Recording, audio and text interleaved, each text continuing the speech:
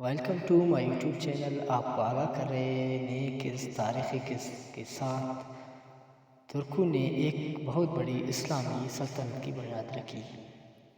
اس سلطنت کا دولت عباسیہ کے خلفاء کے ساتھ مضبوط تعلق تھا. یہ سلطنت تاریخ میں سلجوقی سلطنت کے نام سے پہچانی جاتی ہے. دولت سلجوقیہ کا کیا؟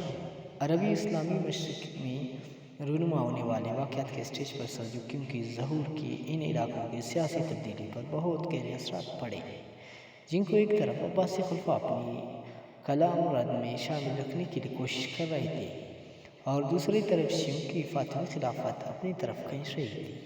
ایسے حالات میں سلجوقیوں نے ایک بہت بڑی ترکی سلطنت کی بنیاد رکھی، جو 5ویں صدی ہجری و مطابق 11ویں صدی عیسوی میں سامنے آئی. یہ سلطنت خراسان، ماوراء النہر، ایران، عراق، بلاد، شام اور ایشیائی کوچے کے علاقے پر مشتمل تھی. اس سلطنت کا مستقر پہلے ایران کا شہر رہا تھا اور بعد میں عراق کا شہر بغداد قرار پایا. اسی دوران خراسان، ماوراء النہر، کرمان، بلاد، شام، سلاجقہ شاہ اور ایشیائی کوچے سلاجقہ روم میں کئی چھوٹی چھوٹی سلجوقی سلطنتیں معرض وجود میں آئیں. یہ تمام سلطنتیں ایران اور عراق میں سلجوقی سلطان کا تابع تھیں. سلجوقیوں نے بغداد کے عباسی خلافت اور اس کے مذہب اہل سنت والجماعت کی خوب مدد کی. یہ سلطنت ایک طرف عراق میں شیعی، دوسری طرف مصر و شام میں عبیدی فاطمی اثر و نفوذ کے درمیان میں گہری زوال کے قریب پہنچ چکی تھی. سلجوقیوں نے یہی اقتدار کا خاتمہ کر دیا اور عبیدی فاطمی خلافت کے سامنے ڈٹ کر کھڑے ہو گئے. سلجوقی سردار طغرل بیگ نے 447 میں بغداد کے اندر یہی سلطنت کا شکلی ختم کر دیا، تمام شورشوں پر قابو پا لیا. مساجد کے دروازوں سے صحابہ کرام علیہم الرضوان کے سب شتم پر مبنی تحریریں مٹا دی اور افزیوں کے شیخ ابو عبداللہ الجلاء کو رفض میں غلو کی وجہ سے قتل کر دیا. یہی شیعہ نفوذ بغداد اور عباسی خلیفوں پر چھا چکا تھا. جب سلجوقیوں نے بغداد سے دولت یہی کا خاتمہ کر دیا اور سلطان طغرل بیگ عباسی خلافت کا دارالحکومت میں داخل ہوا تو خلیفہ خام بامر اللہ نے ان کا شاندار استقبال کیا. انہیں نہایت قیمتی خلعت عطا کی، اپنے پاس بٹھایا اور بڑے معزز القابات سے نوازا. ان القابات میں ایک لقب سلطان رکن الدین طغرل بیگ ہے. اس کے علاوہ عباس خلیفہ نے یہ حکم صادر کیا کہ سلطان طغرل بیگ کا نام سکوں پر کندہ کیا جائے، بغداد کی مسجدوں میں اس کا نام کا خطبہ پڑھایا جائے اور اس کے حق میں جمعہ و عیدین کی نمازوں میں دعا کی جائے. خلیفہ کی اس قدر افزائی کی وجہ سے سلجوقیوں کو پوری اسلامی دنیا میں بے پناہ قدر و منزلت حاصل ہوئی اور وہ بغداد میں گوئیوں کی جگہ سیاہ و سفید کے مالک بن گئے. عباسی خلیفہ اب ان کے ہر مشورے کو طیب خاطر قبول کرتا تھا اور ان کی بڑی عزت کرتا تھا. طغرل بیگ بڑی طاقتور شخصیت کا مالک تھا، بڑا ذہین، کمال شجاع، دیندار، نیک اور عدل پرست تھا. انہیں خصائص عمیدہ کی وجہ سے اس کی حمایت میں آئے روزانہ اضافہ ہوتا چلا گیا اور اس نے ایک نہایت طاقتور لشکر تیار کر لیا. طغرل بیگ نے کوشش کی کہ تمام سلجوقی ترک متحد رہے اور اسلام کی اشاعت میں بھرپور حصہ لیں. خلیفہ قائم بامر اللہ نے سلجوقی سلطنت کے ساتھ اپنے تعلقات کو مضبوط بنیادوں پر قائم کرنے کی خاطر طغرل بیگ کے بڑے بھائی جعفری بیگ کی بیٹی سے شادی کر لی. یہ شادی 448 ہجری و مطابق 1059 میں ہوئی. پھر شعبان 454 بمطابق 1062 میں طغرل بیگ کی شادی خلیفہ عباسی قائم بامر اللہ کی بیٹی سے ہوئی، لیکن اس کے بعد طغرل بیگ زیادہ عرصہ زندہ نہ رہے. 8 رمضان المبارک 454 بمطابق 1062 کو، یعنی صرف ایک ماہ بعد ان کا انتقال ہو گیا. اس وقت طغرل بیگ کی عمر 70 سال تھی. اپنی وفات سے پہلے طغرل بیگ خراسان، ایران اور عراق کے شمالی مشرقی علاقوں میں اپنے ہاتھ سے سلجوقی اقتدار اور غلبہ کا کام مکمل کر چکی تھی. سلطان محمد علم ارسلان بہادر شیر علم ارسلان نے اپنے چچا طول بے کی وفات کے بعد زمام اقتدار اپنے ہاتھ میں لی۔ اگرچہ اقتدار کی خاطر ملک میں کچھ جھگڑے ہوئے لیکن علم ارسلان نے ان تنازعات پر بروقت قابو پا کر حالات کو اپنی گرفت میں لے لیا۔ علم ارسلان اپنے مرحوم چچا طول بیگ کی طرح ایک نہایت معتبر تجربہ کار لیڈر اور جرأت مند شخصیت کا مالک مخلص قائد تھا۔ اس نے ملک کی سرحدوں کو وسیع کرنے کے لیے ایک نہایت ہی دانش مندانہ پالیسی اختیار کی جو علاقے سلجوقی سلطنت کی زیر نگین تھا۔ پہلے ان کے استحکام کو یقینی بنایا اور اس کے بعد بیرونی دنیا کی طرف پیش قدمی کی۔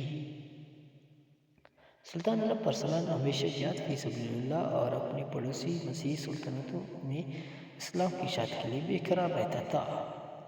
اس کی ہمیشہ سے یہ کوشش رہی کہ ارمین اور روم کے علاقے اسلامی کلام و رد میں شامل ہو۔ دراصل وہ ایک مخلص مجاہد تھا اور اسلامی جہاد کی روح ہی وہ واحد عامل تھا جس کی بدولت علم ارسلان کو شاندار کامیابیاں نصیب ہوئی اور اس کی جہادی سرگرمیوں نے دینی رنگ اختیار کر لیا۔ سلجوقی سلطنت کا یہ عظیم قائد ایک مخلص جہادی شخصیت اور وسیع علاقوں میں اسلام کی اشاعت و ترویج کے لیے بے حد حریص انسان کی شکل میں نمودار ہوا اور دولت بیزنطینیہ کے بہت سارے علاقوں پر اسلام کا علم لہرا دیا۔ علم ارسلان اپنی مملکت کی سرحدوں کو وسیع کرنے سے پہلے 7 سال کے عرصے تک اپنی مملکت کے دور دراز علاقوں کے حالات کا جائزہ لیتا رہا اور جب ان علاقوں میں امن امان کی صورتحال سے مطمئن ہو گیا تو اپنے عظیم مقاصد کو پائے تکمیل تک پہنچانے کے لیے پلانیں شروع کر دیں۔ ان کے سامنے اب ایک ہی ہدف تھا، سلجوقی سلطنت کو پڑوس میں واقع وسیع علاقوں کو فتح کرنا، مصر میں فاطمی دولت کو اقتدار کو ختم کرنا اور تمام اسلامی دنیا کو عباسی خلفاء اور سلجوقی اقتدار کے جھنڈے کے نیچے متحد کرنا۔ علم ارسلان نے اپنے منصوبے کو عملی جام پہنانے کے لیے ایک بہت بڑا لشکر تیار کیا اور اس لشکر کی قیادت کرتا ہوا ارمین اور جورجیا کی طرف روانہ ہوا۔ یہ علاقے بہت جلد ان کے ہاتھوں فتح ہوئے۔ علم ارسلان آگے بڑھا اور شام کے شمالی علاقوں پر یورش کے حلب میں مراسی حاکم تھے۔ اس سلطنت کی بنیاد 414 بمطابق 1030 میں صالح بن مراس نے رکھی تھی۔ ایک شیعہ سلطنت تھی۔ علم ارسلان نے مراسی سلطنت کا محاصرہ کر لیا اور اس سلطنت کا فرمانروا محمود بن صالح بن مراس کو مجبور کیا کہ وہ مصر کے فاطمی خلیفہ کے بجائے عباسی خلیفہ کی حکومت کو تسلیم کرے اور لوگوں کو اس حکومت کے احکام کا پابند کرے۔ اس کے بعد علم ارسلان نے ایک ترک نیاد قائد تنزل بن ادک خوارزمی کو جنوبی شام پر حملہ کرنے کے لیے بھیجا۔ خوارزمی نے فاطمیوں سے رملہ اور بیت المقدس چھین لیے لیکن اسقلان پر قبضہ نہ ہو سکا جسے مصری حدود میں داخلہ کے لیے ایک بہت بڑے دروازے کی حیثیت حاصل تھی۔ اس طرح سلجوقی بیت المقدس کے اندر خلیفہ عباسی اور سلطان سلجوقی کے مرکز کے قریب ہو گئے۔ 426 میں مکہ مکرمہ کے گورنر محمد بن ہاشم کا قاصد سلطان علم ارسلان کے دربار میں پہنچا۔ قاصد نے اطلاع دی کہ شریف مکہ خلیفہ القائم پاشا اور سلطان علم ارسلان کے نام کا خطبہ دے رہا ہے اور آئندہ سے وہ عبیدی سلطنت کے بجائے عباسی خلافت کے احکام کی پابندی کرے گا۔ قاصد نے یہ بھی بتایا کہ شریف میں آئندہ عطا علی خیر العمل کے الفاظ اور دوسرے شیعی الفاظ اذان میں نہیں دہرائے جائیں گے۔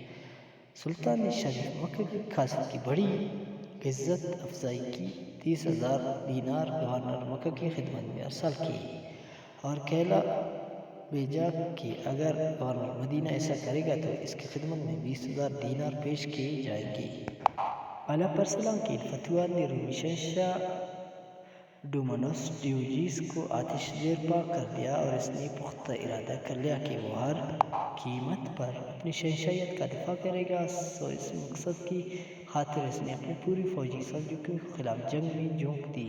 رومی اور سلجوقی فوجوں میں کئی خون ریزی معرکے ہوئے۔ مالازگرد کا معرکہ ان سب میں زیادہ اہم ہے۔ 463 بمطابق اگست 1070 کو برپا ہوا۔ ابن کثیر لکھتے ہیں اور اس معرکے میں روم کا بادشاہ ڈومانوس پہاڑ کی مانند لشکروں کو لے کر روانہ ہوا۔ ان لشکروں میں روس، برطانیہ اور کئی دوسرے ملکوں کے سپاہی شریک تھی۔ ڈومانوس کی جنگی تیاریاں بھی خوب تھی۔ اس لشکر میں 35 بطریق بھی شریک تھی اور ہر بطریق کے ساتھ 2 لاکھ گھوڑا سوار تھی۔ 35,000 فرنگی اور 15,000 دوسرے جنگجو اس کے علاوہ تھے جو قسطنطنیہ سے تعلق رکھتے تھے۔ اس کے علاوہ 1 لاکھ نقاب لگانے والے، 1 لاکھ کھدائی کرنے والے، 1,000 روز جاری، 400 بیل گاڑیوں جن پر فوجوں کی وردیاں، اسلحہ، گھوڑوں کے ذیلی منجنیقوں، قلعہ شکن آلات لدی ہوئی تھی۔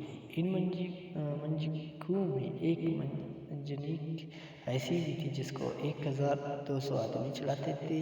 ڈومانوس خدا اس کا ستیہ ناش کرے، یہ سب لاؤد لشکر لے کر اسلام اور اہل اسلام کو مٹانے کا مقصد لے کر آگے بڑھا تھا۔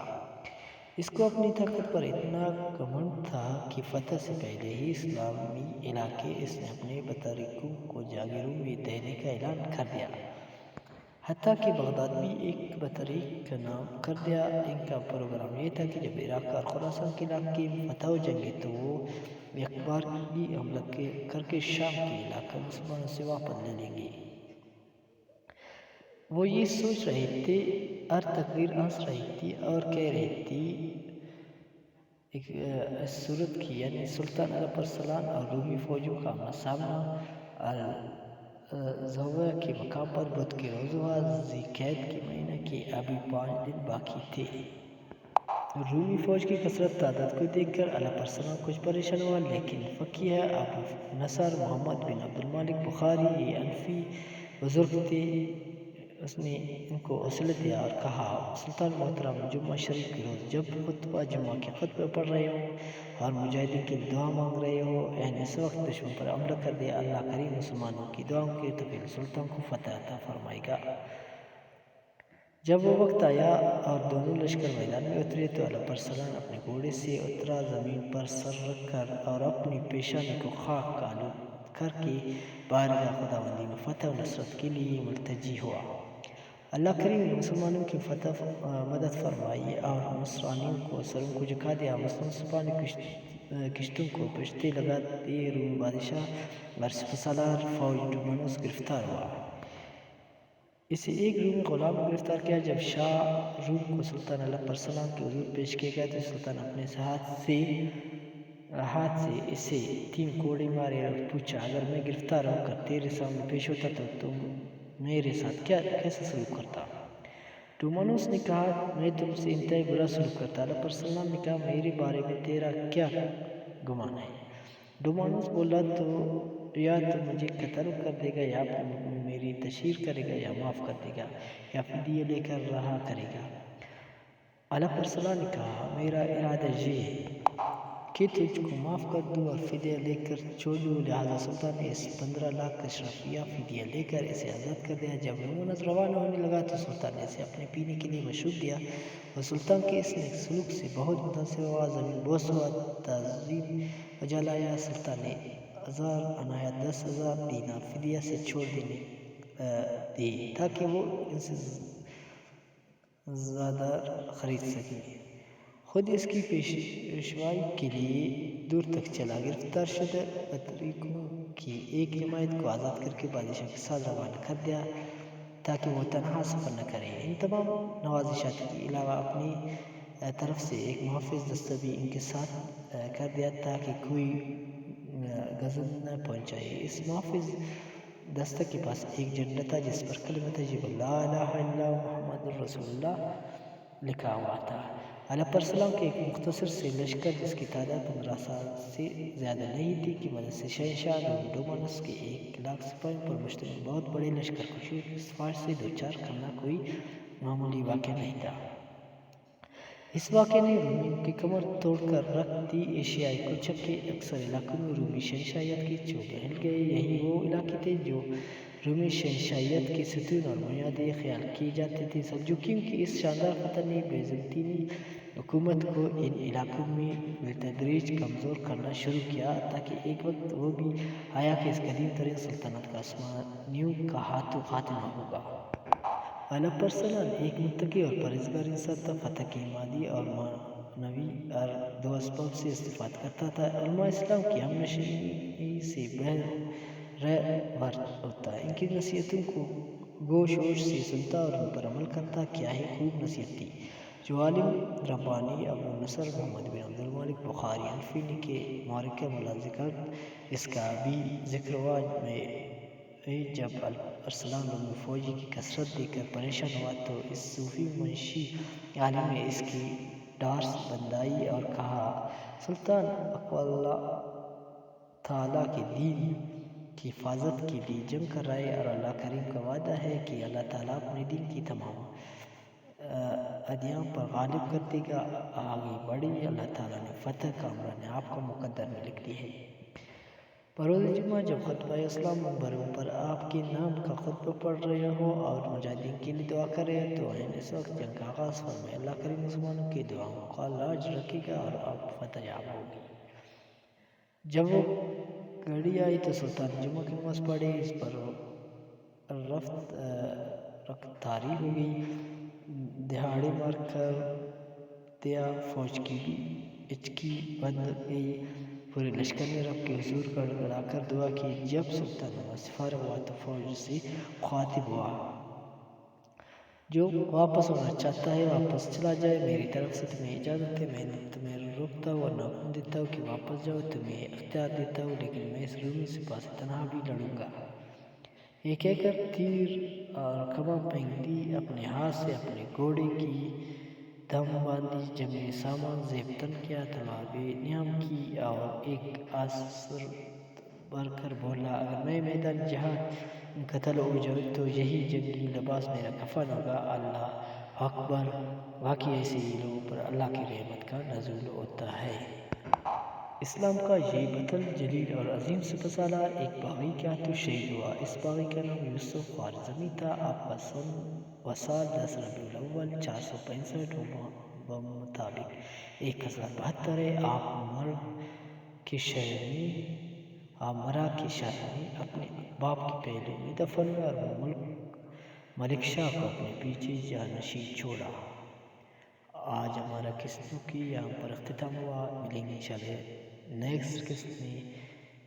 تیسرا قسط ہم تاریخ سلطان اعلیٰ السلام کا اخلاق کردار پر کر رہے ہیں۔